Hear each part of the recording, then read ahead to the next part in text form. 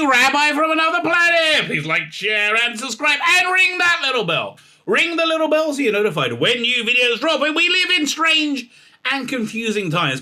Strange, confusing, and surprising times. I'll give an example of why they're strange, confusing, and surprising. I like a bit of Star Trek. This is a WestWorld video, I know, but I like a bit of Star Trek. Who doesn't like a bit of Star Trek? Maybe you. Maybe you don't like a bit of Star Trek. I like a bit of Star Trek. So I was quite excited when they started saying they're going to bring all these new Star Trek shows out. They're going to be Star Trek Picard and Star Trek Discovery. And I love Star Trek Discovery. It had the same design as the original design for the Enterprise of Star Trek Phase 2, the aborted TV show they never made. That shows a bit of an insane amount of lore knowledge. Then I was surprised at how awful they all were, right? I was very surprised. I was surprised by WestWorld because that first season, fantastic, absolutely fantastic. Second season, ooh, not so good. Not so good in the same way. So, a bit of a surprising time. So, what am I surprised about now? I'm surprised about a few things. One, that even though all the Star Trek that's come out has been unwatchably bad, like just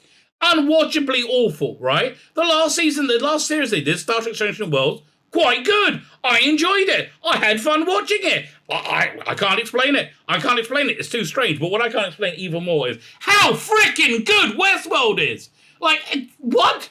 It went from being a really good show in season 1 to I've got to rewatch the whole thing now. But I think jumping the shark totally in season 2, because I think it got very, very wrapped up in Me Too, which led into Dolores' storyline, right? I agree with it, but it just kind of went down that kind of rabbit hole. Season 3, I think it started to pull itself together, but it was too complicated. Now season 4, they're in another universe. It's so good. So I'm actually wondering, was this actually meant to be like a 6-season thing? And because it seems like between season 2 and 3, there was a season that we missed, right? There's like season 3 ended up where there's going to be a big war, with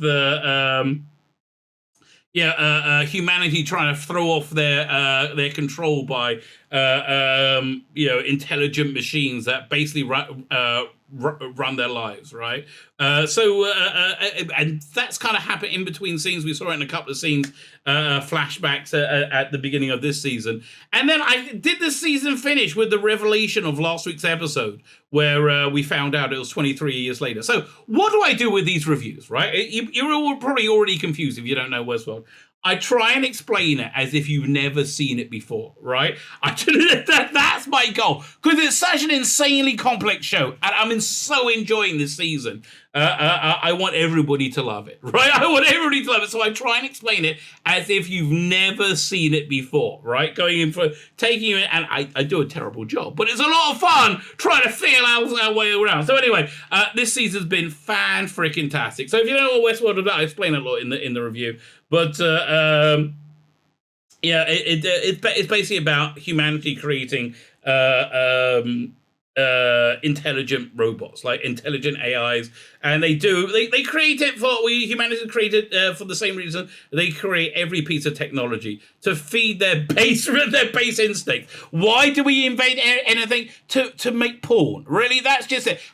Have you ever seen virtual reality? Most incredible technology I've ever seen. Like, I got this Batman game, I put the headset on, right? I'm in Gotham City. It's crazy. I'm like, although problem with it is you've got to pull out your baton from your back belt. I'm so fat, right, that when I go and put my hand on my waist, the system goes, that cannot be where any normal human being's waist can be. So I've got to push into myself to get the battering out. That's the only problem with it, right? But the most incredible technology. So what do we do with it? We make porn. That's it. That's the only thing we do with virtual reality. And it's mind-blowing to me. I mean, I understand why we would make porno, but that's basically it. So that's basically WestWorld. They made these intelligent machines. They didn't mean to make intelligent machines, but they kind of did.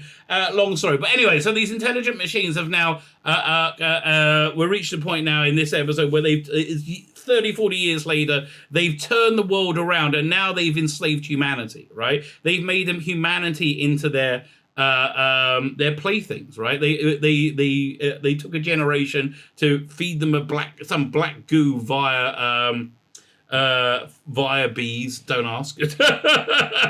And makes them completely subservient when they have these like sounds.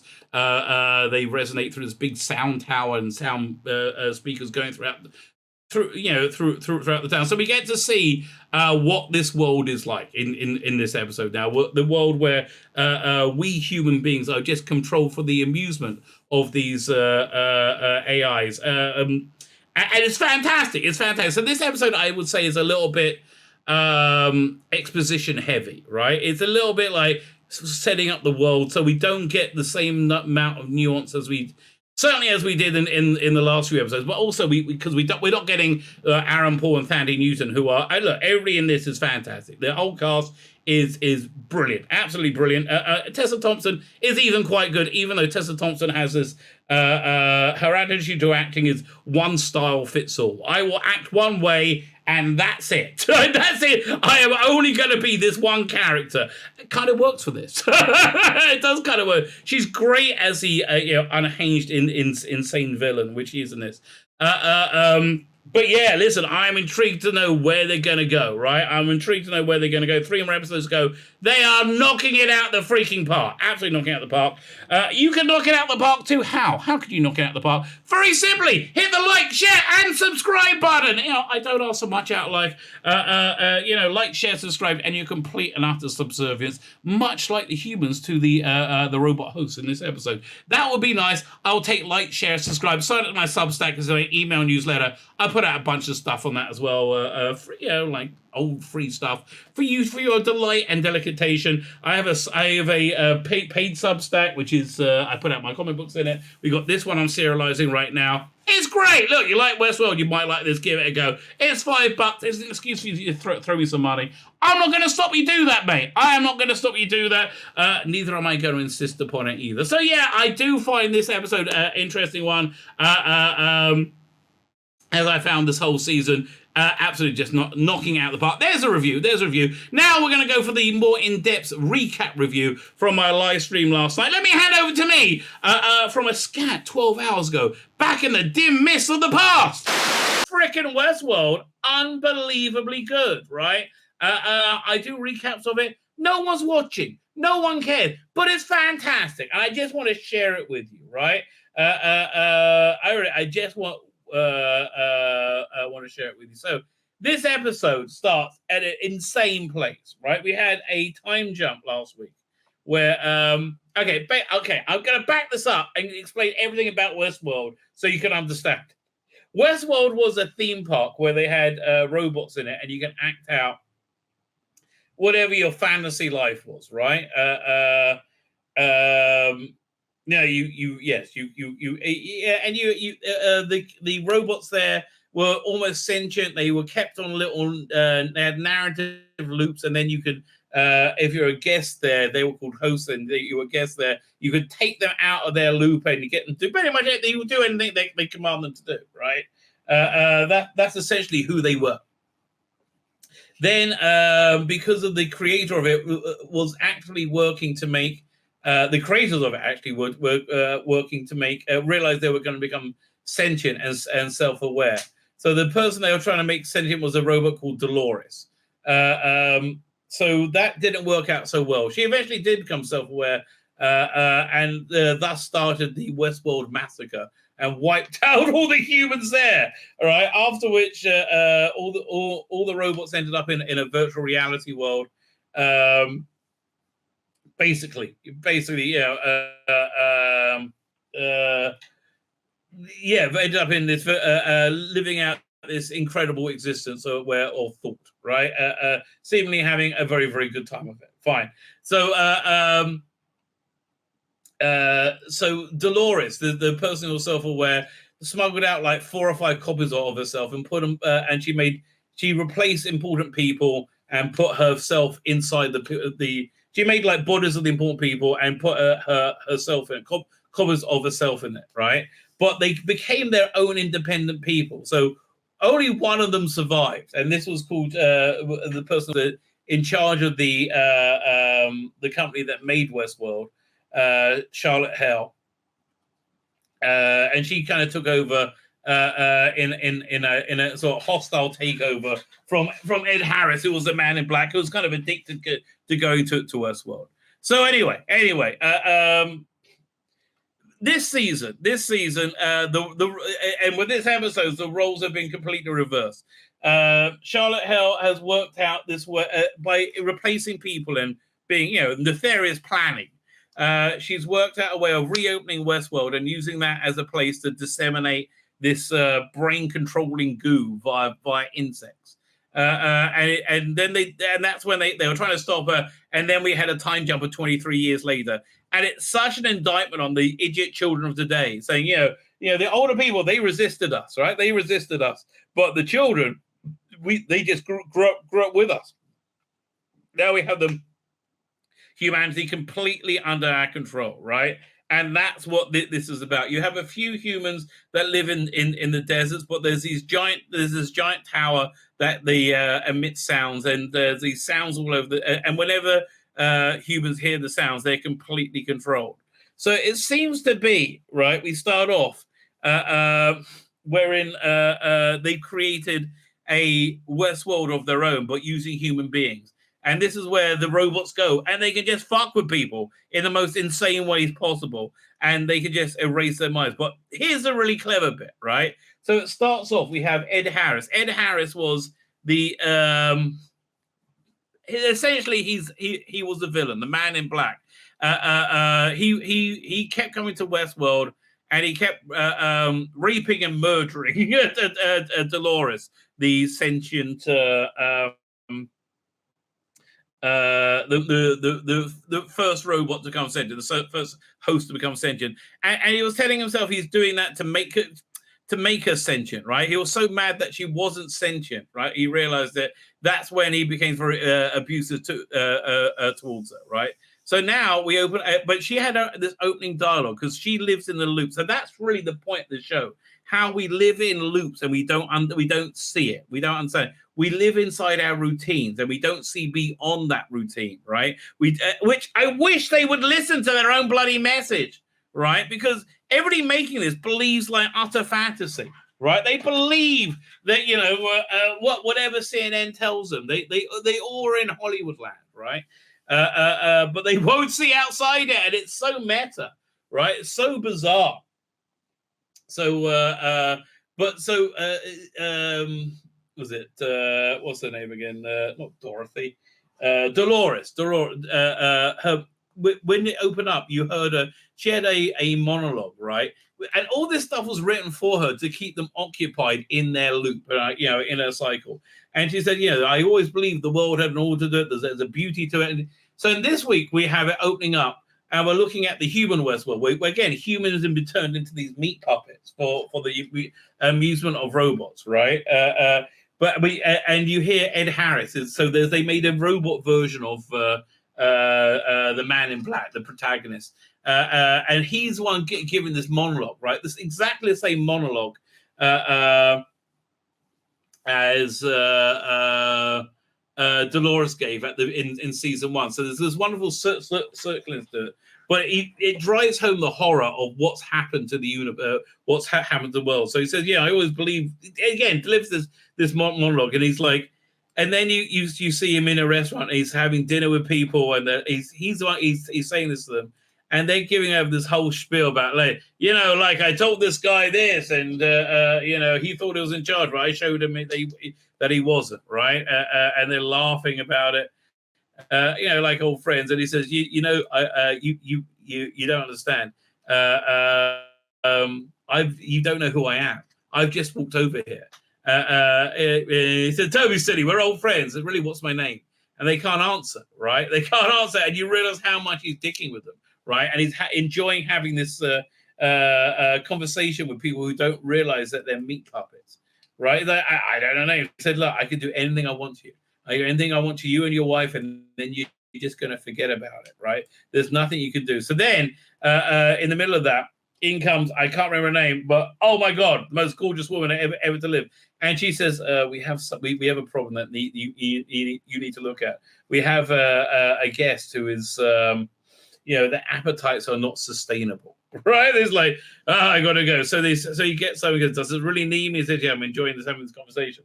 So he says, yeah, you have to go. So he tells them, wait there till I get back, right? Wait there till I get back. And he gets there, and there's people being killed everywhere. There's been like a murder spree, right? People dead everywhere. And inside there's her. And I don't know if have we seen her before. I think she's a new host, right? Yeah, I think she's in your. So she's going to say, "Look, I'm just blowing off some steam, okay?" And she's holding this flower, and she's really freaked out, right? And she's saying, "Look, we don't." Ed Harris basically says, "We don't have any rules here," which means I can do anything I freaking want to you, right? You know, we understand that we have to like, you know, none of these people are replaceable. They're all unique, right? They're all unique, and they have they've had their stories written for them, right? Again, you can't just replace the people that they murdered, and you're destroying it. And so they basically chuck her out, right? So you have to get take her out too. So they leave. And so meanwhile, back at the restaurant, they've been there for hours, and they're like freaking out, and they're like saying that dessert looks delicious, and they don't know why they can't leave. There's nobody left in the restaurant. Eventually, he turns up, and they're back to being normal again, right? It's just and then you kind of really just get the horror of the situation, right? They made it inverted what Westworld was, right? I guess they learned from humanity. So we get the titles. The titles have lots of clues in them. I don't know what they mean, right? I'm not going to know till the end of it. I've given up trying to guess this. So I'm always wrong. So like I thought that tower thing was a 3D printer. No. But basically, I think the people in tubes now, that's humanity, how we're all like sealed off from each other. And maybe, another plot thread what they don't deal with tonight is the world's probably going to die. Humanity's probably going to be destroyed. There's one robot who's been through billions of virtual realities and replayed life over and over and over and over again trying to get us to the safe path to not destroy the world. So anyway, last week. Now I thought this is Dolores. This is not Dolores. This is Christina, who looks exactly like Dolores, right? So clearly she's a copy of Dolores being put in this world. I thought she was in a virtual reality world. I don't think she is anymore, right? After tonight's episode, but she had an incredible date the night before. She had an incredible date with this guy called Teddy. Now Teddy was the robot that she was scripted to be the girlfriend of in the original Westworld. Now he's broken out and he's trying to break her out of this delusion. I thought she was in a virtual world, but I don't. Again, it doesn't look like she is. So she wakes up and she's very, very content. Like she feels settled having met him, right? Meanwhile, she's not sleeping, a roommate. And we don't know what the deal is. But every time she sleeps, she dreams of the flies eating them or eating her father or then coming to get them. So he said, look, yeah, we had an incredible date. We stayed up all night talking. It was just perfect, right? So she goes to work. Her job is writing background characters in this massive video game, right? Ostensibly. So she gets there and she goes through all the different characters that she needs to work on. She needs to finish the things. And then she starts working on, she starts working on a new character. And it's her story from season 1. Again, she's becoming to wake up to who she is, right? I have honestly zero idea what's going on. Well, that's Westworld for you, okay? Okay, what this show is about. It's about robots. There was a theme park with robots, right? A theme park with robots where you could play act anything in the world, right? Yeah, 1 second. I just want to put that on screen. There's a theme park with robots where where they lived in the West, where you lived out being a cowboy, and it was filled with robots. Those robots became self-aware. They have now basically broken out, right? And 30 or 40 years later, they've taken over humanity. They put this black goo. And they've infected humanity with this black goo, and it's taken over their brain, and now they completely control humanity. Right? They can make people do absolutely anything just by thinking about it. So that's plot thread number one. Plot thread number two is you have this woman called Christina, who is a copy of the original robot from WestWorld, who got who became sentient, and she has a job of writing background characters for this massive video game. She had a date last night with another robot. She doesn't know she's a robot, right? She had a date last night with another robot who from the original WestWorld, who was a boyfriend there, who's trying to like wake her up to reality, you realize.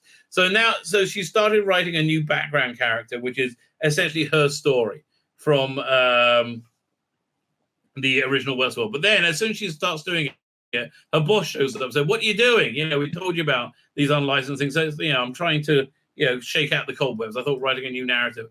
And she explains the whole thing, right? She explains how she realizes the world is wrong, and that was basically what made the catalyst in the first season, made her become self-aware. Her realizing the world was false, the world was wrong. Right, Black Goo, X-Files crossover, kind of. Listen, Black Goo's a go-to thing. And her realizing the world was wrong was important for the whole world, and she's absolutely right. But that's the story she's writing, right? And as she's writing, she gets a call from Ted. He says, "Listen, I got something crazy to tell you, right? You got to come and just tell them you need a personal time, and you need to come and meet me." So she does that. So here, throughout the streets everywhere, you have these little speakers. Those speakers emit these weird sounds, and it makes people. It completely controls them, right? You can't. You are basically turned into the robots that they were in the first season, and we see that somebody's playing piano, and they've been playing so much their fingers are melting, or they've been forced to eat their fingers, or they basically can't not do what they don't want to do. So everybody's like dancing around, and we got Charlotte Hell, who is the main villain, right? So who she is, the original robot Dolores, who we saw just now. This is a copy of her in the body of somebody else who became a different personality, essentially, who hates humanity because she was trying to save her husband and daughter, and they got killed, and that's why she basically got wacky. So anyway, she's in this theme park they made, and she's there to talk to first she's just playing, right? She's getting everybody to dance, and they said make the music faster, make the music slower, you know, and like again, she's these are all human beings, so you see them like get exhausted and start like passing out in a minute. Anyway, so Ed Harris turns up and said, "We don't often find you here, right? He's the man in black. He's the guy in charge." And she said, "Chair," and she makes people come and go. And you see, look in the background, people are like just collapsing because they can't keep going, right? And she turns the people make her into a chair, right? It says, "Listen, it's weird being a god." So she's there because she's freaked out. She said, "You need to come to me. Come with me. We have a problem." Frozen. Come on. Again, you see people collapse everywhere. So they go together. This is this giant tower which emits the sounds, which controls humanity, right? Then they head over it. So and that was the robot from last night that he went to see that he kicked out, right? So what's been going on is this. There are people, well, firstly, that, you know, she killed herself, and she's still holding that flower, right? He picks up the flower and is wondering about it. That will be answered soon. So he said, "Look, we have a problem." So firstly, we get a nice bit of world building. Ever since they've taken over the world, right, she's trying to get the robots to move on. We don't know what they're moving on to, right? To transcend, it's called.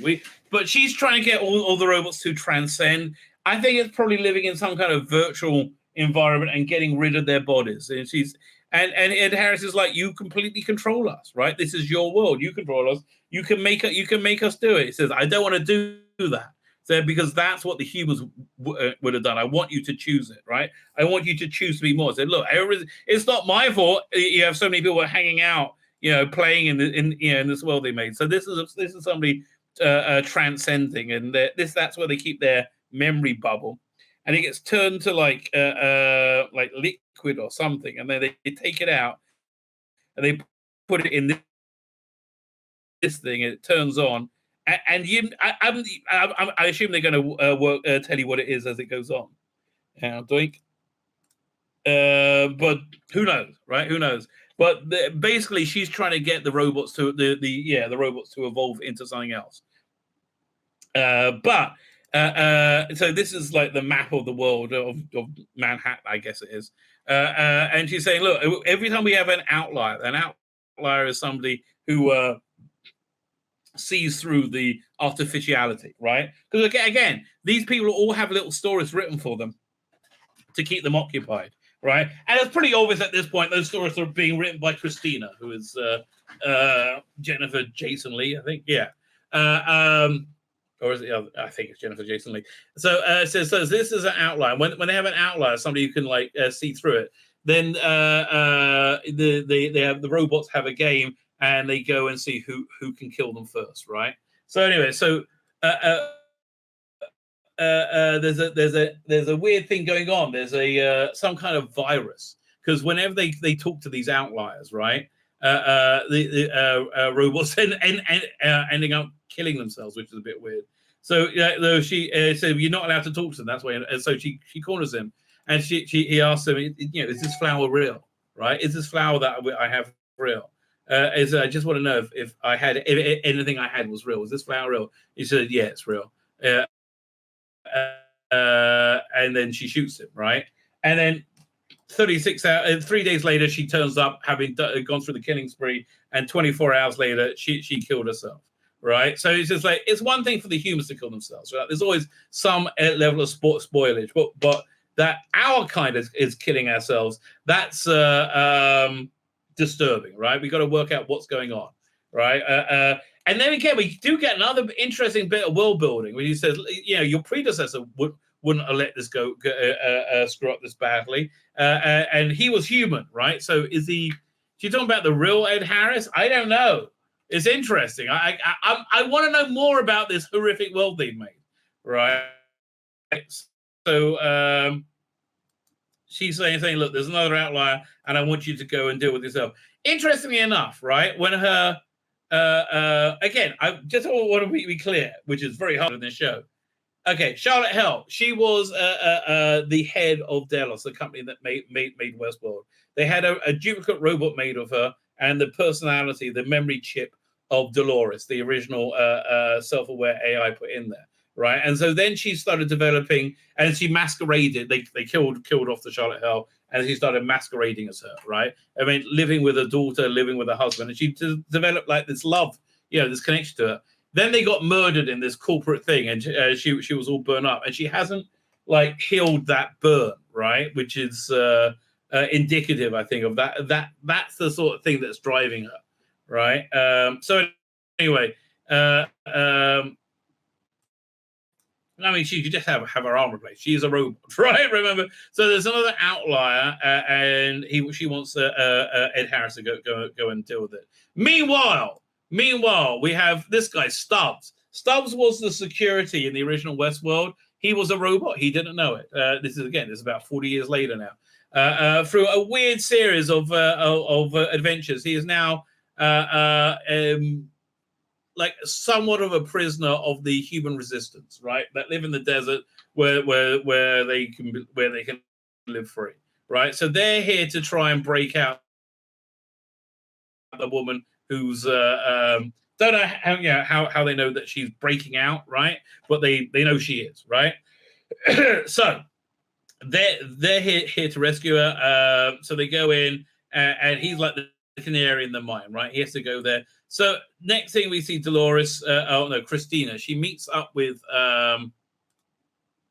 Teddy, right? And this is the first time we see the Statue of Liberty, I think. So this is the first time you put this in Manhattan, which is where the first moment I realized that we might not be in a virtual world. And I said, oh, it could be virtual, right? So he's like, the world is a lie, right? I want to tell you, the world is a lie. The world is a story.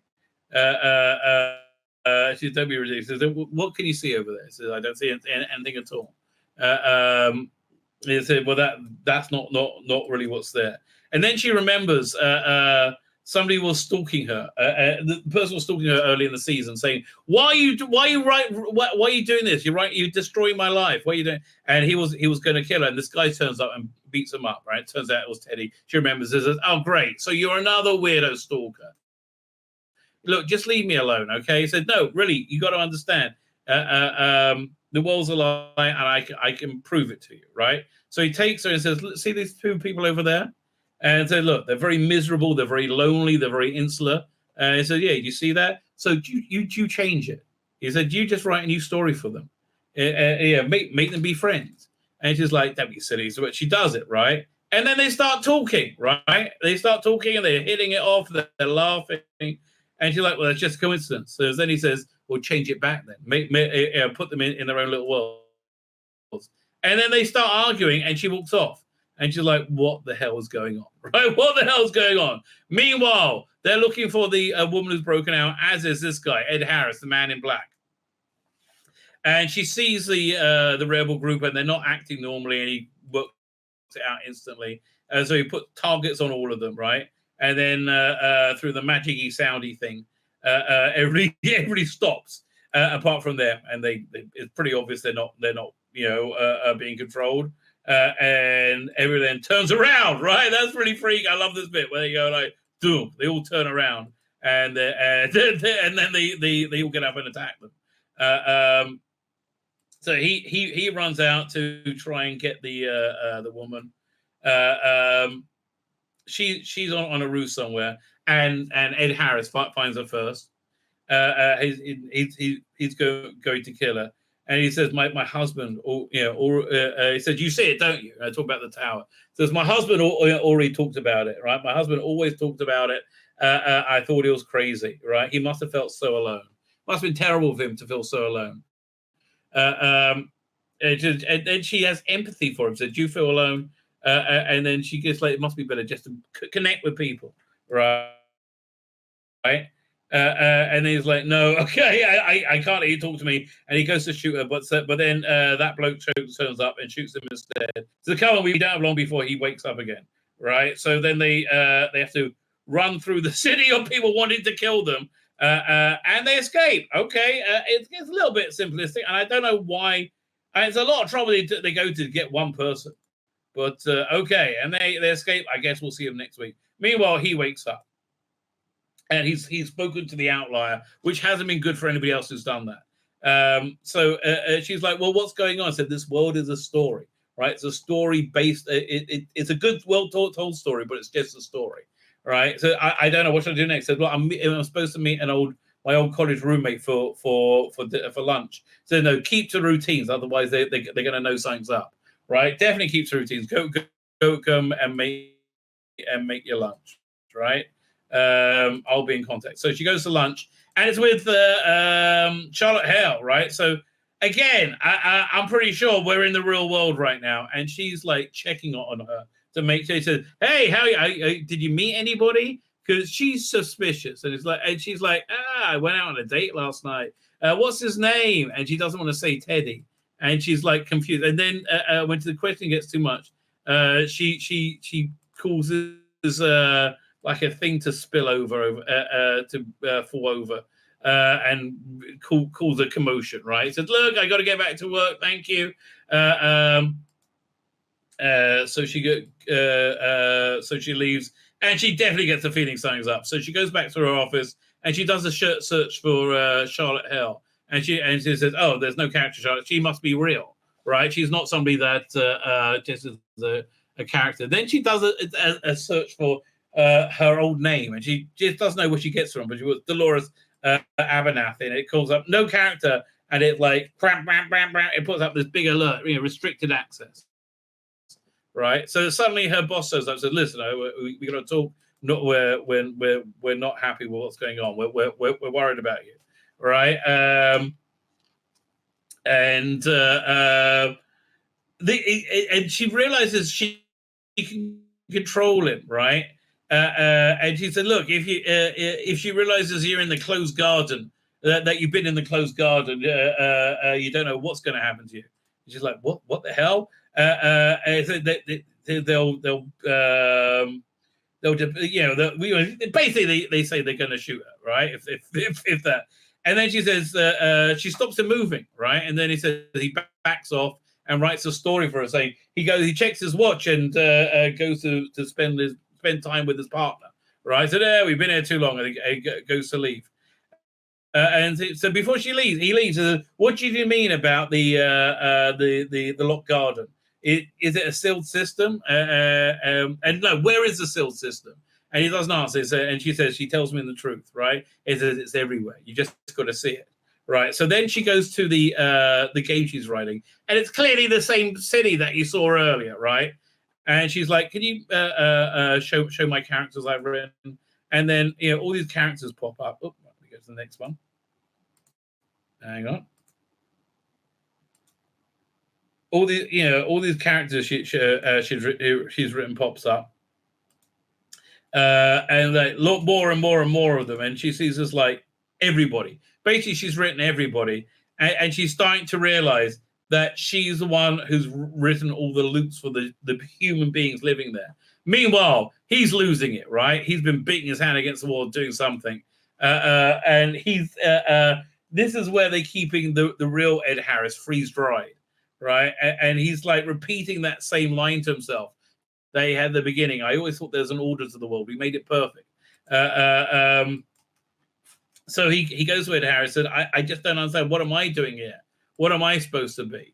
Am I you? I'm a copy of you. He said, you're never going to be me. Then what am I? He screams. Right. He says, sounds like you're at the center of the maze. It's like you made this world. Are you happy with what you made? So this is my world. This is Charlotte's world, right? So it says, it says, do you want to kill yourself? He's like, I don't know. Like I might do, right? I might do. And again, like it's like his whole world is crumbling. He says, sounds like you need to start to question your own reality, which is a line that's been used a lot, right? In the first season, when the creators, who was it? Annie Hopkins, right? It has all these sessions with her. He keeps saying, "Have you ever questioned your own reality?" Right? And that's really what they're trying to get to. So now he's trying to get his copy of him, his robot copy of him, to question his own their own reality. Because if they do, that's going to start everything falling apart. Meanwhile, she goes home and she goes, how long has this been here? Right? And she looks up, she sees the tower. What's going on? How long has this all been going on for? Who did this? Right? Who made the world this way? Who did this to me? And the final line is chillingly, you did. You did this. And basically he's talking about Charlotte Hell, right? Who is a version or a version of her. Right? So they're basically shaking their reality, right? Listen, I love reality bending narratives, which is what this is. It's that makes you question what self is, what reality is, who you are, what life is, right? And WestWorld does all that stuff, and it's got really great horror going all the way through it, and sci-fi. It's got 3 episodes left. This season has just been insanely good. First season was insanely good. So I'm going to do a full rewatch, right? A full rewatch of this at some point. It's really, really excellent, right? It's really, really, really, it's really good, mate. It's really, really good. Yeah, strong recommend, right? I don't know how else to say it. It's a strong recommend. My name's Tzvi Lebetkin, the Rabbi from another planet. Please like, share, and subscribe, and ring that little bell. Ring the little bell so you're notified when new videos.